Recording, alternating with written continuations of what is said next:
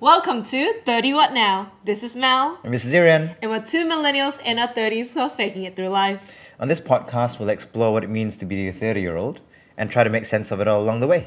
We're also new to this whole podcast thing, so if you're keen to see our journey, listen away. Shall we?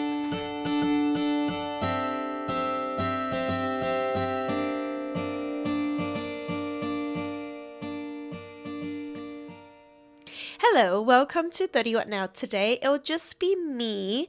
Irian has a lot of life outside of this, and we thought that if we continue to try to get all our pod together, we might actually lose momentum. So, today will just be me, so if any of you are looking forward to Irian's majestically calm voice, I am so sorry. I know I am the chaotic one. So what are we talking about today? Today we're going to dive into a pretty complex topic, and that's Trump's return to the White House in 2024. And what does that mean for us millennials? We'll talk a little bit about Obama and maybe the hopes and dreams that Obama gave us. How did we get from Obama to Trump? Why was Kamala the hope and joy of a lot of millennials, and why did she not win? And the potential impact of Trump's election in aspects that is super important to us, like healthcare, economic opportunities, and the whole idea of having women in seats of power. And so, yeah, I'm not a political expert. This is just based on what I've read so far as a basic bitch. So it might not be 100% accurate, but I've done more research than I've ever done for any of our podcast episode. And also, secondly, this is my second time filming this because last weekend, when I was filming this, I was a little sick, but I really wanted to get some up-to-date news out to all of you. But when I re-listened to it, I sounded really nasally, which I still do, probably a little bit. But hopefully this will sound a little better for y'all. And given that the content that I research is now in my head for a week, it hopefully sounds a little better for you from a content perspective as well. So let's begin. So the first segment, we are to talk about the Obama era, and I guess our hope, the millennials' hope for change. So let's go back to 2008, which is that moment in millennial history when Obama got elected. For all of us, including me, it wasn't just about politics. It felt like a cultural shift. The fact that America had its first ever black president, a country that used to thrive on slavery. It wasn't just about a person in office. It was a symbol of progress. A sign that times were changing. Obama's message of yes we can really hits hard for a lot of us millennials, and I remember being in high school and feeling like change was in the air. But when Obama took office, he was already stepping into a country that's full of crisis. The Great Recession was in full swing.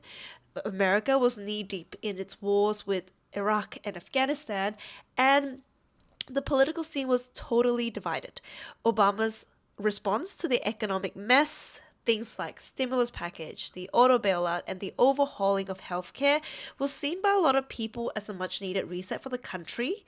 And his Affordable Care Act, or Obamacare, ended up being one of his biggest achievements. And for all the folks down here in Australia, we're like, duh, we've had Medicare for years. And even though it's not the same as Medicaid and Obamacare, we thought that this was a step in the right direction. However, even though Obama's terms were a sign of unity, and he pushed for a message of unity, his time in the office was anything but. His presidency really highlighted and in some cases deepened the divides in America around race, class, and politics. His policies often ran into a brick wall with a Republican-controlled Congress, and his ideology battles during his time in office set the stage for a huge political backlash. Then Out of nowhere, we get Trump. Mr. Donald J. Trump, a guy with no political experience, but has a real talent for tapping into the anger and frustration that a lot of Americans were feeling after the Obama years. Trump wasn't the first one to stir these divisions, but he was definitely the first one to do it with the kind of media savvy and flair that we expect from a reality TV star.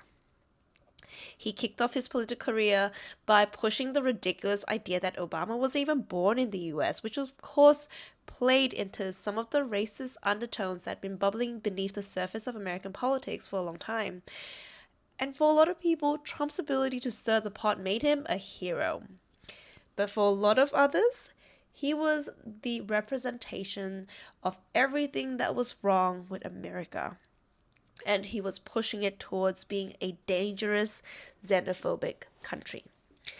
Now, by the time Obama's presidency ended, the economy was on the mend, but a lot of parts of the country were still hurting.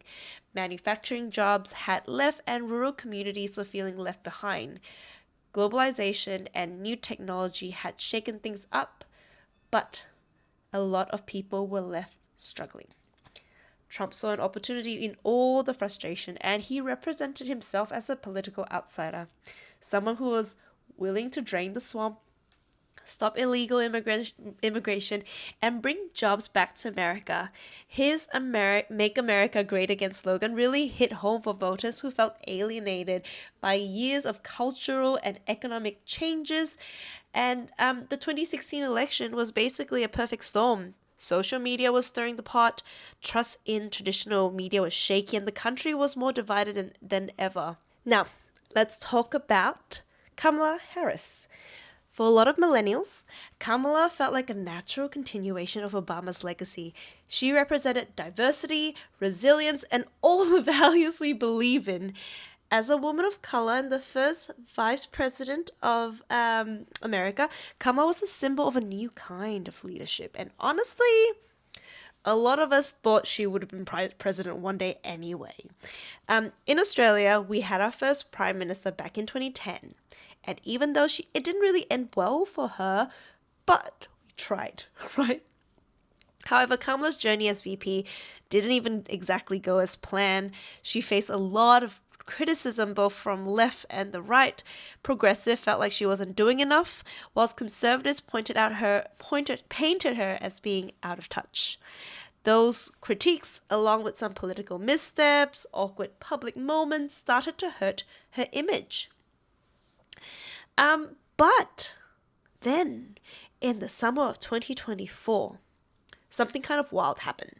Now, I wanted to talk about the bratification of Kamala for a while now, but we didn't have time, and I thought the moments passed. But given the current election, let's talk about the bratification of Kamala Harris. Kamala got caught in a viral meme, and it's all about neon green, coconut trees, and the word brat. So yeah, you've heard that right, brat, but what does it actually mean, and why was it a big deal? It all kicked off on July 21st of July, when it became clear that Kamala was set to be the Democratic Party's presumptive presidential candidate. Suddenly, social media was flooded with coconut and palm tree emojis, the word brat, and this neon lime green aesthetic. And why? Well, it was all tied to Brat, an album by British pop star Charli XCX, and that became a cultural moment. The album's all about embracing unapologetic messiness, vulnerability, and confidence, stuff that Charli calls the essence of being a brat. So how did Kamala get involved in all of this? Well, Charli XCX tweeted, "Kamala is brat," and then boom, the thing went viral. Kamala's campaign pretty much on cue jumped on the trend and even used the neon lime green vibe in her official campaign posts. It was a bold move, but that changed everything. But let's be real. The theme of being messy, honest, a little bit volatile doesn't exactly match Kamala's usual public persona. But here's the thing. Meme connects people to younger voters, especially Gen Zs and sometimes millennials. These group of people that aren't interested in the whole, would you want to grab a coffee or a beer with this person? For them, it's about authenticity. Whether they're relatable, whether they're down to earth, whether they'll understand our problems. So for a lot of these voters, being called a brat is actually such a high compliment. The meme also kind of started from a speech that Kamala gave at the White House where she quoted her mom's advice about falling out of a coconut tree. It was a quirky and it immediately sparked a meme of its own. Coconut tree emojis became the symbol of Kamala's connecting with younger people, which was kind of a fun surprise. But whilst her campaign used all of this, they had to be careful not to overplay the meme itself. Because according to political media experts, part of the power of a meme is that it's organic, it's grassroots. If the campaign jumps on it too hard, it could feel really forced, and that would take away the fun and mystery of whether Kamala herself was in on the joke. Given all this meme viral moments with Kamala, why didn't she win? Even though Kamala's campaign tried to get younger voters on board with viral memes and like Brat and getting her involved in SNL with Maya Rudolph, it wasn't enough to win her the presidency. There were a few reasons for it. One, Kamala struggled to balance the grassroots excitement from meme culture with more traditional parts of running a presidential campaign. And while her campaign was great at riding the viral wave, it didn't connect on a deeper level for voters who might have been looking for real, tangible changes, especially those who are concerned about the current economic and social issues. Now, on the other side, Donald Trump had a much more solid base of support. He had loyal voters and he ran an aggressive campaign. His media presence was strong. He was on 40 different podcasts, ran by maybe somewhat problematic podcasters, but he got his name out there. And essentially, the main thing was Trump tapped into the frustrations of things like inflation, crime, and immigration, and he was offering a vision that resonated with a big chunk of the electorate. I was about to say white, but that's not true.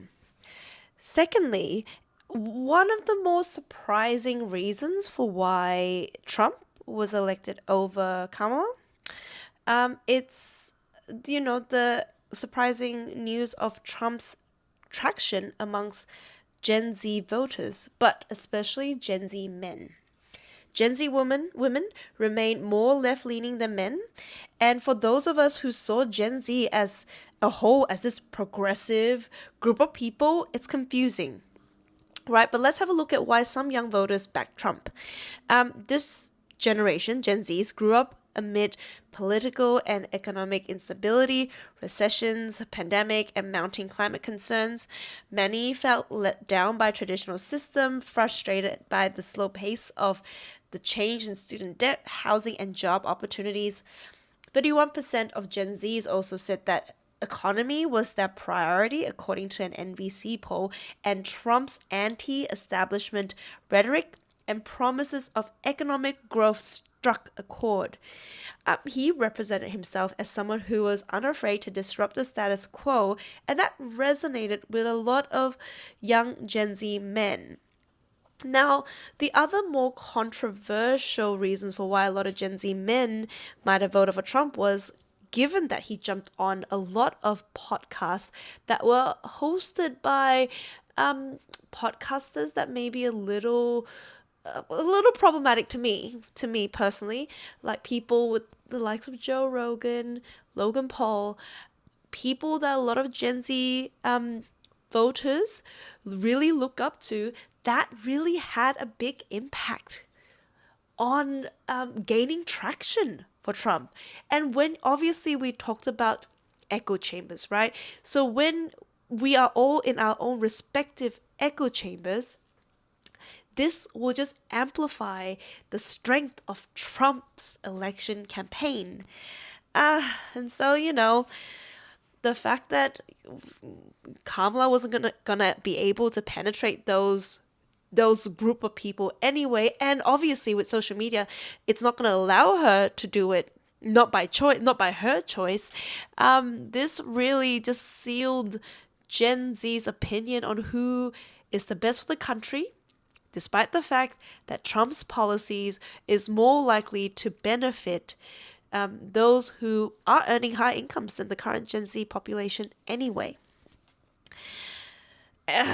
Well, but before we continue to the impact of Trump's election on the world and other matters, I just want to quickly talk about Kamala and her stance on Gaza and why that might have impacted a lot of people's opinion of her. Now, I wasn't going to talk about this, but I noticed that a lot of my friends here in Australia, some of them were rejoicing at the news of Trump's elections, and that got me thinking, right? Why is that the case? And when I had a look at, their posts and got an understanding of the reason, a lot of it comes down to Gaza. So let's just start off with some basic, right? Kamala Harris, like a lot of US politicians, they've always expressed strong support for Israel's right to defend itself, especially after the horrific Hamas attacks in October 2023. The violence during that conflict killed over 1,200 Israelis, and that led to the taking of hundreds of hostages. In response, Harris and President Biden both defended Israel's military actions, including the airstrikes on Gaza. However, as the conflicts escalated, the support quickly became the point of contention. Critics, including Palestinian rights activists and progressive voices within the US, argued that Israel's actions went far beyond self-defense and amounted to collective punishment against Palestinians. Over 42,000 Palestinians, many of them women, children, and the elderly, lost their lives. The destruction of Gaza's infrastructure, healthcare, and education systems became a flashpoint for debate. And for many, Harris's failure to distance herself from these actions or even acknowledge the disproportionate nature of the Israeli response was deeply troubling.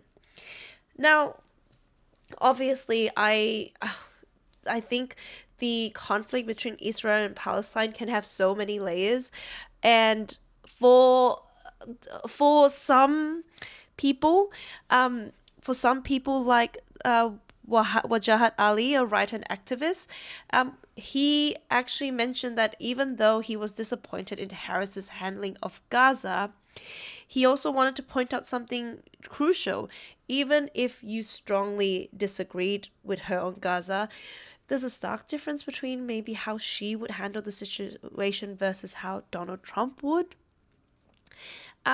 Even though Harris's policy may be bad, it seemed like even though Harris's policy on Palestinian rights might not be perfect, a Trump presidency could be worse. Trump has always aligned himself closely with Israel Prime Minister Netanyahu and has made no efforts to criticize Israel's treatment of Palestinians. In fact, Trump has even praised Netanyahu for his hardline policies.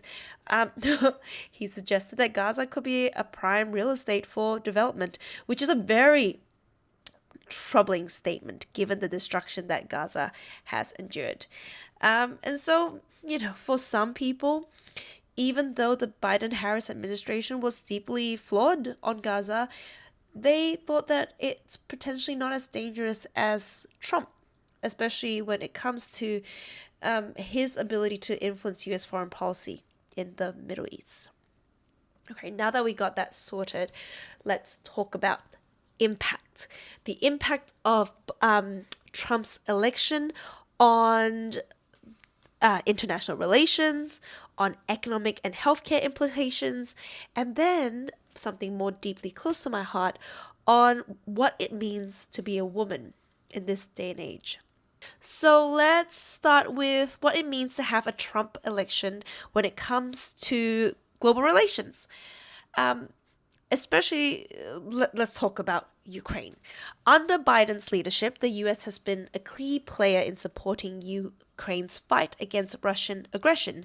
Biden's administration has provided Ukraine with military aid, financial support, and diplomatic backing. But with Trump, it's looking it might be a different story. Trump has repeatedly praised Russian President Vladimir Putin, and his America First foreign policy could lead to a significant reduction in US support for Ukraine, leaving the country more vulnerable to US advances. And the impact in Australia? Trump's election victory has potential far-reaching implications in Australia, especially when it comes to trade, security, and climate policy. The same America First approach could create challenges for Australia as it balances its relationship with the US and China, two major global powers with competing interests. And even in Queensland, the recent state election reflects broader political shifts that may echo on a national scale. The Liberal National Party secured a win, signaling voter dissatisfaction with a decade of Labour governance. Now, I'm no political expert, but I like to observe what is being said around me, and a lot of people in Australia are worried that the recent Queensland election indicates that we might be following on America's path. So now let's quickly talk about economics. Economic and healthcare concerns are big concerns for millennial. As we mentioned, under President Obama, his administration was focused on expanding access to healthcare and addressing economic inequality. The Affordable Care Act was a game changer for many millennials who prior to this had trouble accessing health insurance in America. And under Trump's previous administration, the act was systematically dismantled. And there's real concern that he's just going to continue to limit accessibility to affordable healthcare. On the economic front, Trump's policies were centered around tax cuts for the wealthiest Americans and the corporations, deregulation and protectionist trade measures. For young workers who are trying to establish financial security, this approach often felt like it benefited the ultra wealthy while leaving a lot of young generations behind. So as millennials who are already struggling with issues like affordable housing and in America, student loan debt and job insecurity, the prospect of Trump's return could feel like a continuation of the policies that will leave them further behind. So whether it's in the US or abroad here, economic policies under Trump would likely to continue to favor corporate interests and the wealthiest Americans, and creating an even greater divide between the rich and the poor. There was a really interesting reel that I watched from Vivian, the rich BFF. It's a reel that says that given this measure, given the tax cut, a lot of companies will then more likely invest all those tax cuts potentially back into the company, which means it might be a good time to further invest in US stocks. Like, I'm no financial expert itself, but I reinvested some money into my US ETF. The last bit, the gendered impact of Trump's election. This got me really sad on a personal level. With leaders like Trump, where America's looking at the potential rollback of decades of progress in areas like reproductive health, workplace equality, and social issues. During his first term, Trump appointed numerous conservative judges, some of whom made significant rulings against abortion rights and women's health access. And with the rise of more conservative leaders globally, like in the Philippines, in China, Russia, Queensland, similar trends are emerging. So in the US, for example, the thread of Roe versus Wade under Trump's leadership was a wake-up call to young women who had long taken reproductive rights for granted. The rise of authoritarian and nationalist regime often means that women's rights become the first area of policies to be undermined. So in countries like Hungary, Poland, and Russia, we've already seen a rollback in reproductive rights and renewed emphasis on traditional gender roles. Given Trump's return to power in the US, the stakes for young women are even higher. And for young women across the globe, the political climate means that struggles for gender equality, something many people thought had been won, are now in jeopardy.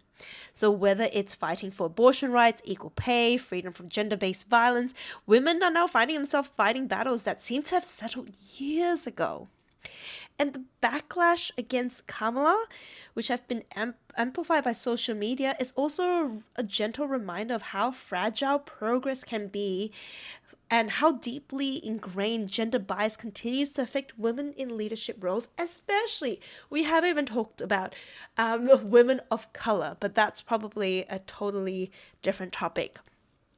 No, it's a different topic because obviously Hillary didn't win, so it's not really about race. And then Obama won and he was black, so it's all about gender, it seems, in America. And even from my own personal experience, I posted on my threads about my hope for Kamala's re-election, and all of the comments I get from women have been so supportive, and all the comments I got from men were really rude. They called me a moron for being upset at Trump's election. They said that I was a drama queen and that I was looking for attention, and because of my lack of attention. So I don't know. I don't know if this is a gendered response to me, but I definitely can feel the difference between the comments I got from women and men on my posts about Kamala. Lastly, I guess the other thing that comes to mind with all of this is we've seen how this can be played out in The Handmaid's Tale. I actually watched a couple episodes and I couldn't continue watching because it caused so much fear in me, because I could see this happening in the world at that point. I can't remember when it was out, but I didn't think that it was that far off from what we currently have in the world right now. So, I also have to stop saying so. Where does that leave us millennials, right? Trump's win feels like a significant loss, and it challenged the values of inclusivity and progress that a lot of millennials championed during the Obama years. For millennials, I think it's a call for us to continue to stay engaged and fight for what we think is right and advocating for issues that we care about.